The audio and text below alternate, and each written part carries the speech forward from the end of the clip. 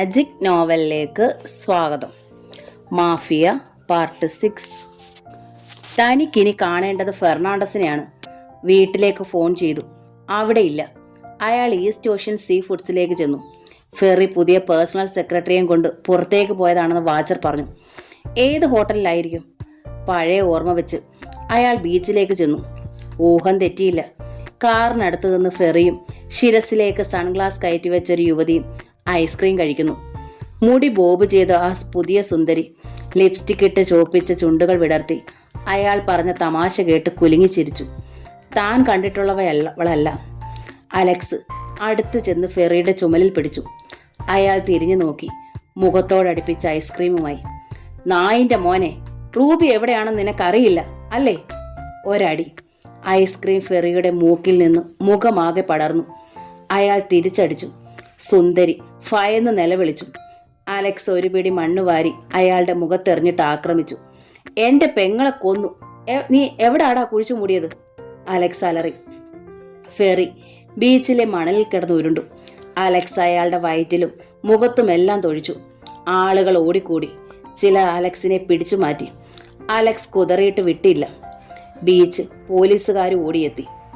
Ferry വേഗം കാറിൽ കയറി. അലക്സ് പിടിപിടിച്ചോടി ചെന്നു. കൊല്ലും ഞാൻ നിന്നെ, ഒന്നുകിൽ നീ അല്ലെങ്കിൽ ഞാൻ, അലക്സ് അലറി. കാർ അലക്സിന്റെ നേരെ പാഞ്ഞു വന്നു. അയാൾ ഒരു വശത്തേക്ക് ചാടി ഒഴിഞ്ഞു മാറി. കാർ അലറി പാഞ്ഞുപോയി. ഫെറിയുടെയും മാമച്ചന്റെയും മുന്നിൽ നിന്ന് മുത്തു വിറച്ചു. മാപ്പാക്കണം സാറേ, ജീവൻ പേടിച്ചു പറഞ്ഞു പോയതാ. അലക്സിന്റെ കയ്യിൽ നിന്ന് രക്ഷിച്ച ജീവൻ ഇപ്പോൾ നിനക്ക് നഷ്ടപ്പെട്ടടാ, മാമച്ചൻ പറഞ്ഞു. നിന്നോട് പുറത്തു പോകാൻ ആരാ പറഞ്ഞത്? അയാൾ ഫെർണാണ്ടസിന്റെ നേരെ തിരിഞ്ഞു. ഫെറി തോക്കെടുത്ത് ചൂണ്ടി. എന്റെ ദൈവമേ, മുത്തു നിലവിളിച്ചു. സാറേ, എന്റെ ഭാര്യയ്ക്കും പിള്ളേർക്കും ആരുമില്ല. അയാൾ അവരുടെ കാൽക്കൽ വീണു.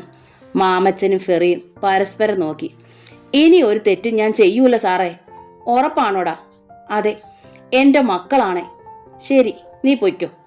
അവൻ എഴുന്നേറ്റ് അവരെ അമ്പരപ്പോടെ നോക്കി. ഓടടാ. മുത്തുവിന്റെ മുഖത്തൊരു സന്തോഷം. ജീവൻ തിരിച്ചു കിട്ടി. അയാൾ തിരിച്ചു നടന്നു. പിന്നെ തിരിഞ്ഞു നോക്കി. ഓടടാ. അയാൾ സന്തോഷത്തോടെ ഒറ്റ ഓട്ടം. വാതിക്കലെത്തിയില്ല. ഒരു വെടി. തുടർന്ന് 2 പ്രാവശ്യം കൂടി. മുത്തുവിന്റെ മുതുകിൽ നിന്ന് രക്തം കുതിച്ചു ചാടി. അയാൾ പിന്നോട്ട് വില്ലുപോലെ വളഞ്ഞു. അടി തെറ്റി വീണു. ഫെർണാണ്ടസിന്റെ പിന്നിൽ നിന്ന ബാബുസ വെളിച്ചത്തേക്ക് വന്നു. ഫെർണാണ്ടസിന്റെ മുഖത്ത് നീര് വെച്ചിരുന്നു. അയാൾ 2 ചുവട് വെച്ചപ്പോൾ ദേഹം വേദനിച്ചു. ഇനി അലക്സ് ജീവിച്ചിരിക്കരുത്, മാമച്ചൻ പറഞ്ഞു. അവനെ കൊന്ന് നമുക്ക് ഈ അധ്യായം അവസാനിപ്പിക്കാം. അതെ, അല്ലെങ്കിൽ അവൻ ഇനിയും ഉപദ്രവിക്കും. ഫെറി നിവർന്നു നിൽക്കാൻ കഴിയാതെ മേശപ്പുറത്തിരുന്നു. ബീച്ചിൽ വെച്ച് ആളുകൾ പിടിച്ചില്ലായിരുന്നെങ്കിൽ അവൻ എന്നെ കൊന്നേനെ. അതാ പറഞ്ഞത്, ഫിനിഷ് ദാറ്റ് ബാസ്റ്റേർഡ്. ഇനി അവൻ പെങ്ങളെ തിരക്കരുത്, മാമച്ചൻ പറഞ്ഞു. അവനെ എന്തു വന്നാലും കൊല്ലരുതെന്നല്ലേ മിനിസ്റ്റർ ഐസക് പറഞ്ഞത്? ബാബു സാർ ചോദിച്ചു. മിനിസ്റ്റർ അല്ല, മാമച്ചനാ തീരുമാനിക്കുന്നത്. നാളെ അസ്തമയം കാണാൻ അലക്സ് ഉണ്ടാവരുത്, മാമച്ചൻ പറഞ്ഞു.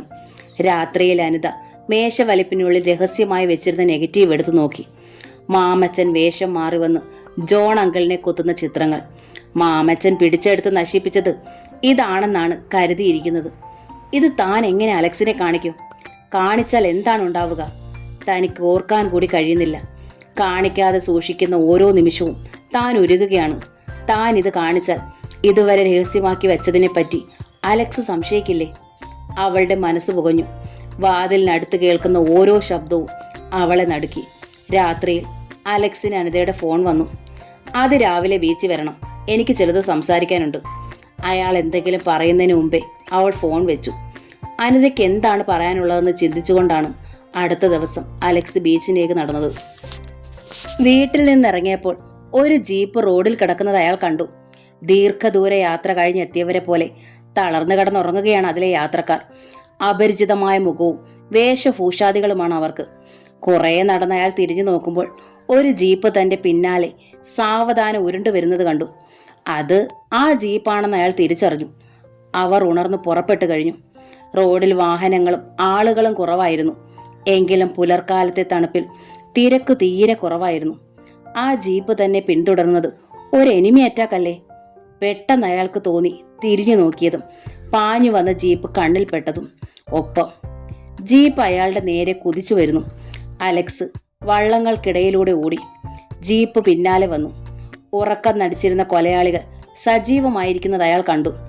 അലക്സ് ഒരു വള്ളത്തിൽ തട്ടി വീണു. ജീപ്പ് വള്ളം ഇടിച്ചു തെറിപ്പിച്ചു. അത് രണ്ടായി ഉടഞ്ഞുപോയി. ജീപ്പ് നിന്നു.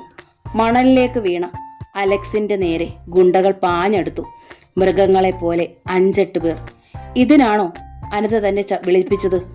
അതോ ആ ശബ്ദം ഒരു ചതിയായിരുന്നോ? ഒരടിയേറ്റ് ചിന്തകൾ മുറിഞ്ഞു. അലക്സ് അവരെ നേരിട്ടു.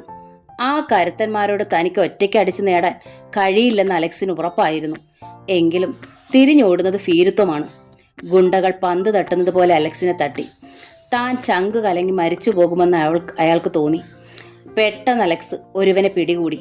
അവന്റെ മുടിയിൽ കൈകോർത്ത് പിന്നോട്ടൊരു ഇടിച്ചു. കഴുത്തെല്ലൊടിഞ്ഞതുപോലെ അയാൾ നിലവിളിച്ചു, ആരും അടുത്ത് വരരുത്, കൊല്ലും ഞാനിവനെ. അവസാനത്തെ ശക്തിയും എടുത്ത അലക്സ് അലറി. എല്ലാവരും ഒന്ന് പകച്ചു. അലക്സിന്റെ മുന്നിൽ മുടി നീട്ടിയ ഒരുവൻ നിന്നിരുന്നു. അയാൾ ചുറ്റും നോക്കി. അല്പം മാറി ഒരു വള്ളത്തിനടുത്ത് തറച്ചിരുന്ന കുറ്റി അയാൾ കണ്ടു. അയാൾ അത് ബലമായി ഊരിയെടുത്തു. പാര പോലെ കൂർത്ത അതിന് 4 അടിയോളം നീളമുണ്ടായിരുന്നു. അയാൾ അത് അലക്സിന്റെ മുതുകിൽ കുത്താനായി പാഞ്ഞു വന്നു. കാൽപ്പെരുമാറ്റം കേട്ട് അയാൾ വെട്ടിത്തിരിഞ്ഞു. ആ കുന്തമുന തന്റെ നെഞ്ചിലേക്ക് പാഞ്ഞു വരുന്നത് കണ്ടപ്പോൾ അലക്സിന്റെ ശ്വാസം നിലച്ചുപോയി. അടുത്ത ക്ഷണം ഒരു കാറിന്റെ ഇരമ്പൽ. ആ മനുഷ്യൻ പാരയോടൊപ്പം തെറിച്ചുപോയി. മുന്നിൽ നിന്ന് മണൽ തെറിപ്പിച്ചുകൊണ്ട് ആ ഫോറിൻ കാർ അലക്സിനെ തൊട്ടില്ലെന്ന മട്ടിൽ നിന്നും. തലമുടി പിന്നോട്ട് ചേക്കി ഒതുക്കിയ ഒരാൾ കാറിലിരുന്ന് തീക്ഷ്ണങ്ങളായ ദൃഷ്ടികൾ അവരുടെ നേരെ അയച്ചു. പല ചുണ്ടുകളിൽ നിന്നും ഭയന്ന ആ ശബ്ദം പിടഞ്ഞു വീണു. മസ്താൻ. അയാൾ കാറിൽ നിന്നിറങ്ങി മഹാമേരു പോലെ അവരുടെ മുന്നിൽ നിന്നു. കാറ്റിൽ അയാളുടെ തലമുടി പറന്നു. അലക്സ് പിടി അയച്ചു. വിരലുകൾക്കിടയിലൂടെ മുടി ഊർന്ന് അയാൾ പിടിച്ചിരുന്ന മനുഷ്യൻ മണലിൽ മുട്ടുകുത്തി വീണു. പിന്നെ കമിഴ്ന്നു. വല്ലാത്തൊരു നിശബ്ദത. കടലിന്റെ ഇരമ്പൽ പോലും ഇല്ലാതായതുപോലെ. ജീവൻ വേണ്ടാത്തവർക്ക് മുന്നോട്ട് വരാം. മസ്താന്റെ 2 കൈകളിലും റിവോൾവർ അലക്സ് കണ്ടു. അശോക് മസ്താൻ കാറിൽ നിന്നിറങ്ങിയപ്പോൾ അലക്സിന്റെ സന്ധിബന്ധങ്ങൾ വേദനിച്ചു. അയാൾ ചുറ്റും നോക്കി. അവർ കടന്നു വന്ന ഗേറ്റ് അപ്പോൾ തന്നെ അടയുകയായിരുന്നു. പുതിയൊരു ടവറിൽ ഡിഷ് ആന്റിനകളും സ്വകാര്യ ലൈറ്റ് ഹൗസും നിരീക്ഷണ നിലയും. 4-5 കാറുകളും 2 ബോട്ടുകളും ഗ്യാരേജിൽ കിടക്കുന്നു. ലോണിൽ അയാളെ തന്നെ നോക്കിക്കൊണ്ട് 3 വേട്ടപ്പട്ടികൾ നിരയായി കിടക്കുന്നു. അലക്സിന്റെ ഉള്ളൊന്നിളകി. അയാൾ നോട്ടം മറുവശത്തേക്കാക്കി. കായലിനോട് ചേർന്ന സ്ഥലം. സ്വകാര്യ ബോട്ട് ജെട്ടിയിൽ 2 ഫൈബർ ബോട്ടുകൾ കിടക്കുന്നു. ബ്ലാക്ക് കാറ്റുകളെ പോലെ 3 പേർ 3 ഇടങ്ങളിലായി വെളിയിൽ നിന്നുള്ള ഓരോ ചലനങ്ങളും നിരീക്ഷിച്ചുകൊണ്ട് നിൽക്കുന്നു. 100 വാരയോളം അകലെ നങ്കൂരമിട്ട് കിടക്കുന്ന ഒരു കൊറിയൻ കപ്പൽ. അതിലെ ക്രെയിൻ വലിയ കണ്ടെയ്നറുകൾ അടുക്കുന്ന തിരക്കിലാണ്. കാറിനടുത്ത് നിന്ന് മസ്താൻ അലക്സിനെ നോക്കി. സ്ലിം സ്യൂട്ട് ധരിച്ച ഒരു സുന്ദരി നനഞ്ഞ ശരീരവുമായി ഉയർന്നു വരുന്നത് കണ്ടപ്പോൾ മുകളിലൊരു സ്വിമ്മിംഗ് പൂളാണെന്ന് അലക്സിന് മനസ്സിലായി. അവളുടെ മുടി കഴുത്തിലും മാറിലും വീണ് കിടക്കുന്നു.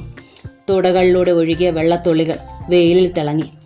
അവളുടെ കഴുത്തിൽ ഒരു നക്ഷത്രം തിളങ്ങുന്ന മിന്നൽ അയാൾ കണ്ടു. അപരിചിതനെ കണ്ടിട്ടെന്ന പോലെ അവൾ അഴികളിലിട്ടിരുന്ന ഗൗൺ എടുത്ത് ദേഹം മൂടി. Alexander John. ശബ്ദം കേട്ട് അലക്സ് മസ്താനെ നോക്കി. പിന്നെ മുകളിലേക്ക് കണ്ണു തിരിച്ചപ്പോൾ മിന്നൽ കൊടി പോലുള്ള തരുണിയെ കണ്ടില്ല. എന്റെ ജീവൻ രക്ഷിച്ചതിന് എനിക്ക് നിങ്ങളോട് നന്ദിയുണ്ട്, but I hate you, Alex പറഞ്ഞു. അറിയാം. കള്ളക്കടത്ത് രാജാവ് മസ്താൻ. കണ്ണിൽ ചോരയില്ലാത്ത ക്രൂരത പ്രവർത്തിക്കുന്നവൻ മസ്താൻ. പത്രങ്ങൾ ഫീച്ചർ എഴുതിയ കഥ സങ്കല്പ കഥകൾ. ഒരിക്കൽ പോലും എന്നെ നേരിൽ കാണാത്തവരെഴുതിയ ഫിക്ഷനുകളിലെ ടെറർ പ്രിൻസ് മസ്താൻ. പിന്നെ ആളുകൾ കെട്ടിച്ചമച്ച 100,000 കഥകൾ വേറെയും. അശോക് മസ്താൻ അലക്സിന്റെ അടുത്തേക്ക് വന്നു. പിന്നെ അലക്സിന് അനുഭവമുള്ള കഥകൾ. ഈ നഗരത്തിൽ മുഴുവൻ വ്യാജ ചാരായം ഒഴുക്കുന്ന മസ്താൻ. വാറ്റ് കേന്ദ്രം തകർക്കാൻ വന്ന എക്സൈസ് ഉദ്യോഗസ്ഥരെ അരിഞ്ഞു വീഴ്ത്തിയ മസ്താൻ. തീർന്നില്ല. നിന്റെ പപ്പ CI ജോണിനെ കുത്തിക്കൊന്നവൻ മസ്താൻ. മാപ്പർഹിക്കാത്ത കുറ്റവാളി അല്ലേ? ഇതൊക്കെയല്ലേ നിന്റെ മനസ്സിലുള്ളത്? അതെ. ഇതൊന്നും നിങ്ങളല്ല, നിങ്ങളൊരു വിശുദ്ധനാണെന്ന് വാദിക്കാൻ തുടങ്ങുകയാണോ? അലക്സിന്റെ കണ്ണുകൾ കുറുങ്ങി. അല്ല, കൊന്നാൽ കൊന്നെന്ന് പറയും. സ്മഗ്ലിംഗ് നടത്തിയാൽ അതിനുത്തരവാദി ഞാനാണെന്ന് പറയും. എന്റെ കാല് പിടിച്ച് വളർന്നവരാണ് ഇവിടെയുള്ള ഓരോ കള്ളക്കടത്തുകാരനും. പക്ഷേ ചിലരെന്നെ ചതിച്ചു. അച്ഛനോളം വലുതായാൽ അച്ഛനേക്കാൾ 2 ദിവസം മുമ്പ് ജനിച്ചതാണെന്ന് ചില മക്കൾക്ക് തോന്നും. അങ്ങനെ ചില തന്തയ്ക്ക് പറക്കാത്തവർ എൻ്റെ കൂടെ ഉണ്ടായിരുന്നു.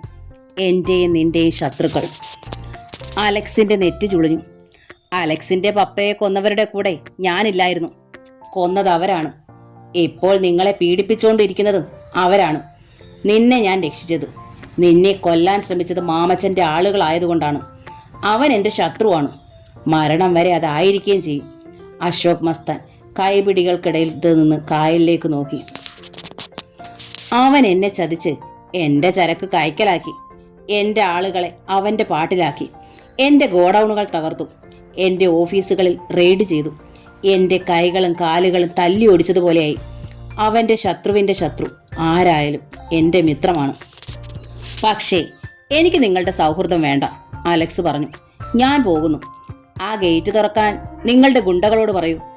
അലക്സ് ഗേറ്റിന് നേരെ നടന്നു. അകലെ നിന്ന ഒരാൾ മസ്താനെ നോക്കി. ഗേറ്റ് തുറക്കപ്പെട്ടു.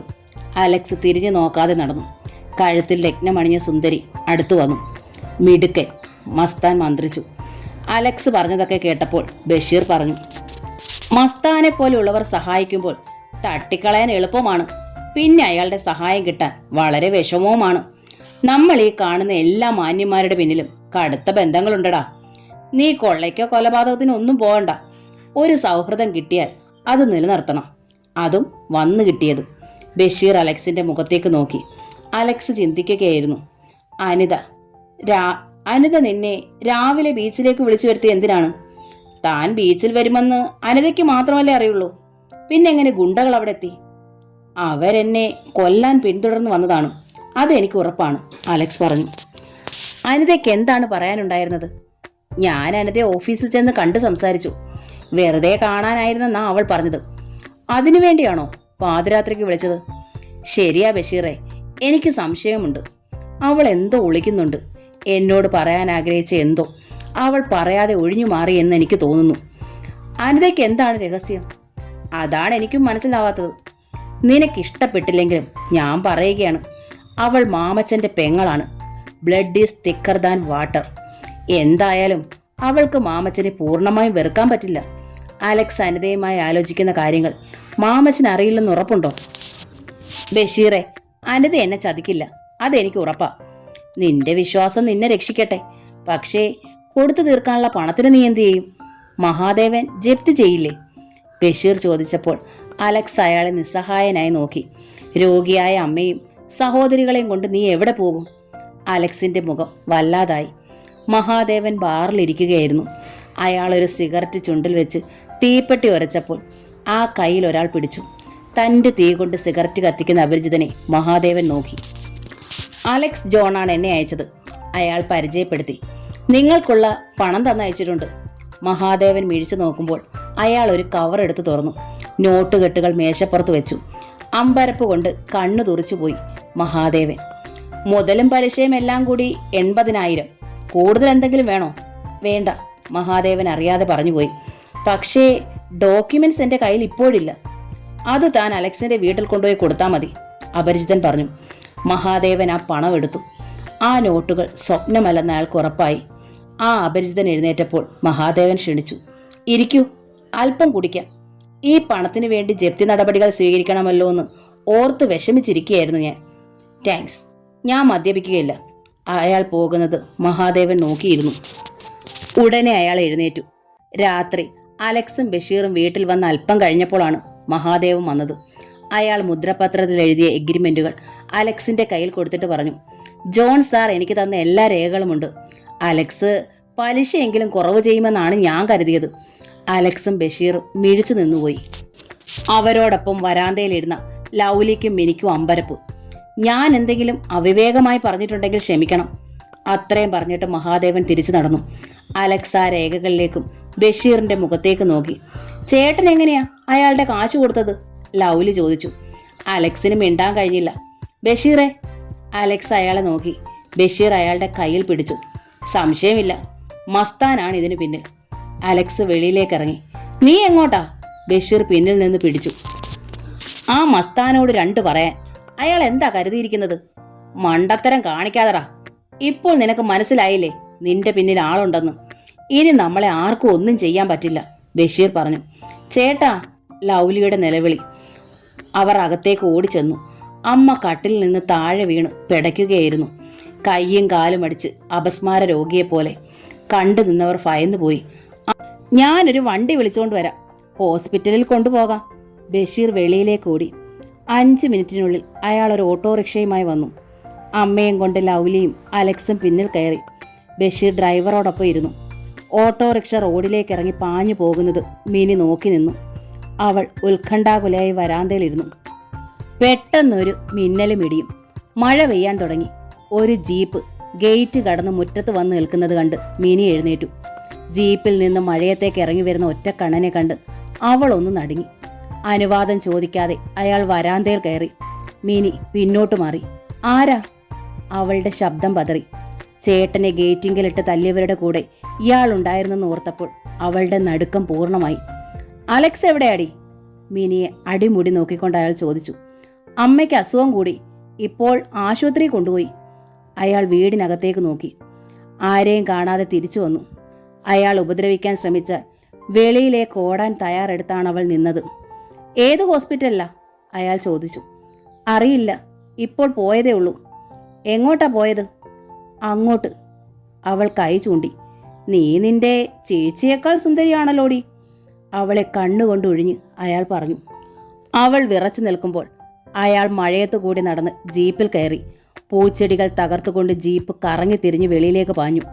അമ്മേ, മഴ നനയ്ക്കാതിരിക്കാൻ അലക്സും ലൗലിയും ശ്രമിക്കുന്നുണ്ടായിരുന്നു. ഓട്ടോറിക്ഷ കൂടുതൽ വേഗതയെടുക്കാൻ പറ്റിയില്ല. റോഡെല്ലാം വിജനം. പെട്ടെന്നൊരു ജീപ്പ് ഓവർടേക്ക് ചെയ്ത് മുന്നിൽ നിന്നു. അതിനെ ഇടിച്ചില്ലെന്ന മട്ടിൽ ഓട്ടോ നിന്നു. എന്തു തെമ്മാടിത്തരമായത്?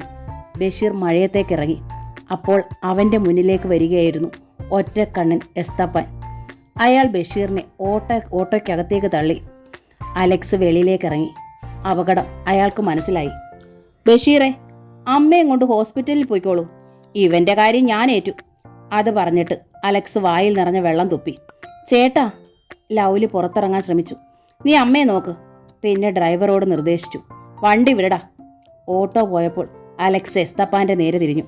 നിന്നെ ഞാൻ അന്വേഷിച്ച് നടക്കുമായിരുന്നടാ, അലക്സ് പറഞ്ഞു. പറഞ്ഞു തീരുന്നതിന് മുമ്പ് കൈത്തോക്കിന്റെ കുഴൽ അയാളുടെ നെറ്റിയിൽ മുട്ടി. വണ്ടി വിട്ടത് എന്തിനാണ്? നിന്റെ ശവം കൂടി അതിൽ കൊണ്ടുപോകാമായിരുന്നല്ലോ. എസ്തപ്പാൻ ഡ്രില്ലർ വലിച്ചു. അതിനു മുൻപേ അലക്സ് ആക്രമിച്ചു കഴിഞ്ഞിരുന്നു. വെടി പൊട്ടിയതും തോക്ക് തെറിച്ചു പോയതും ഒപ്പം. സിംഹഗർജനം പോലെ അലറിക്കൊണ്ട് എസ്തപ്പാൻ അലക്സിന്റെ തലക്കിടിച്ചു. അലക്സിന്റെ തല മരവിച്ചുപോയി. കണ്ണുകളിൽ ഇരുട്ട് കയറി. അമ്മയുടെ കരച്ചിൽ മഴയത്ത് നിന്ന് അയാളുടെ കാതുകളിൽ വന്നലച്ചു. പപ്പയുടെ ആർത്തനാദം. വെള്ളം ഒഴുകുന്ന റോഡിലേക്ക് വീണ അലക്സിനെ ചവിട്ടാനായി എസ്തപ്പൻ കാലുയർത്തിയതും മറ്റേ കാലിൽ അലക്സ് ചവിട്ടിയതും ഒന്നിച്ചായിരുന്നു. മഴ വീഴുന്നത് പോലെ എസ്തപ്പാൻ അലക്സിന്റെ സമീപത്ത് വീണു. അയാളുടെ ജീവനുള്ള കണ്ണ് ലക്ഷ്യമാക്കി അലക്സ് മുഷ്ടി വീശി. അവന്റെ കൺകുഴിയിലേക്ക് എല്ലുകൾ ഞെരിഞ്ഞിറങ്ങി. അലക്സിന് വേദനിച്ചു. മഴയത്ത് കിടന്ന് ജീവൻ മരണ പോരാട്ടമായിരുന്നു പിന്നീട്. അയാൾ എസ്തപ്പാന്റെ മുഖവും കണ്ണും അടിച്ചു പൊളിച്ചു കളഞ്ഞു.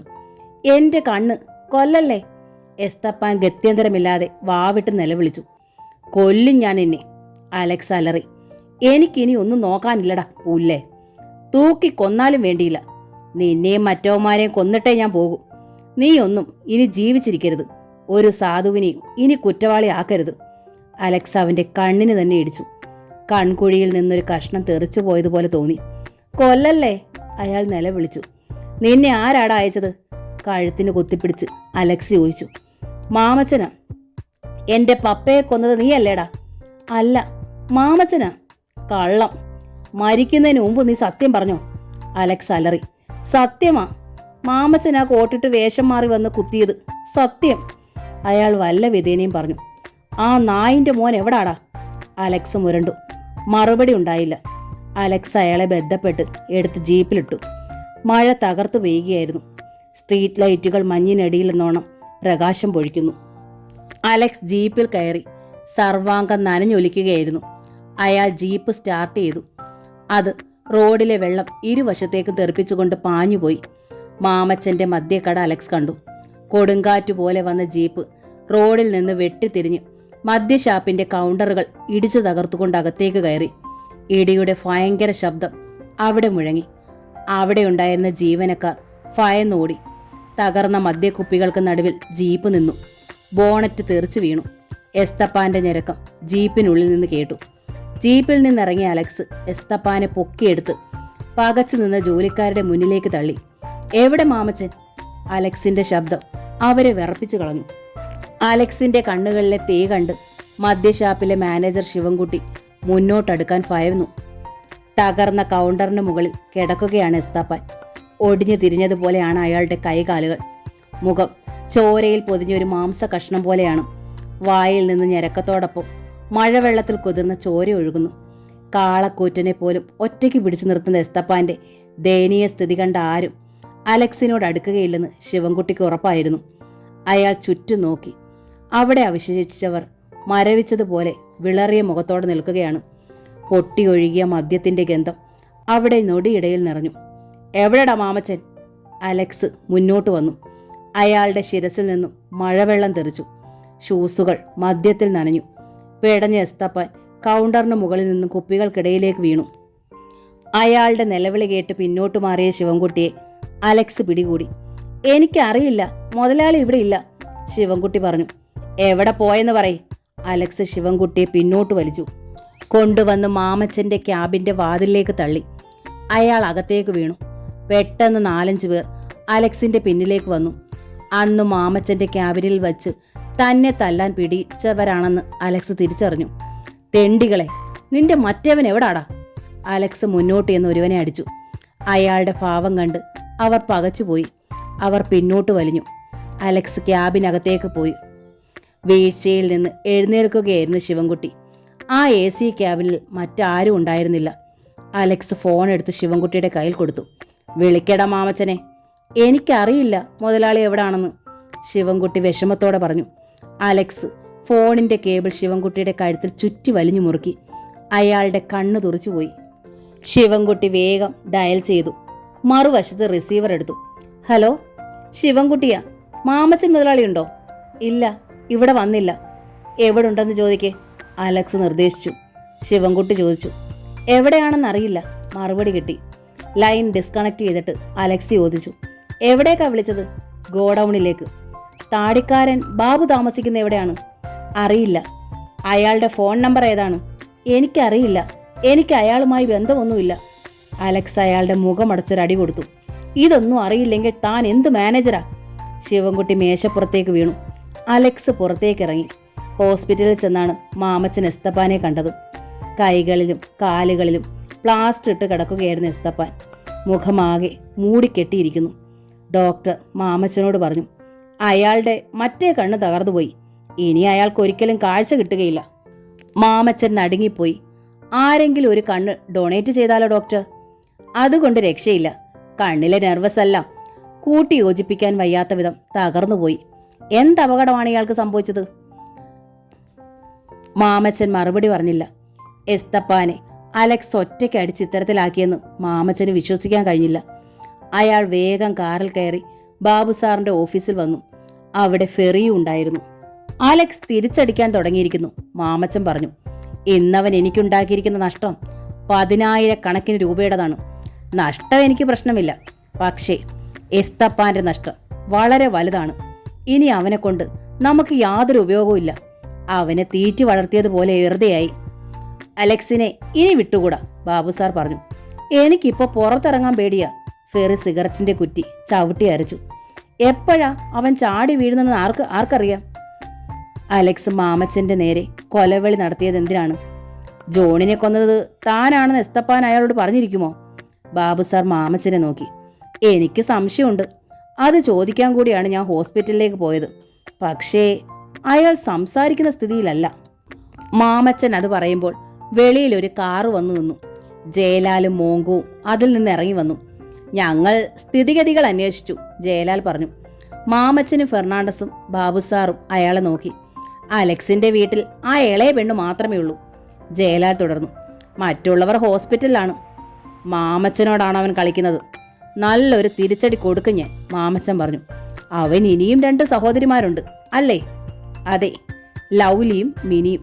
ഫെർണാണ്ടസ് പറഞ്ഞു. മാമച്ചൻ മൂളിക്കൊണ്ട് ജയലാലിനെയും മോങ്കുവിനെയും നോക്കി.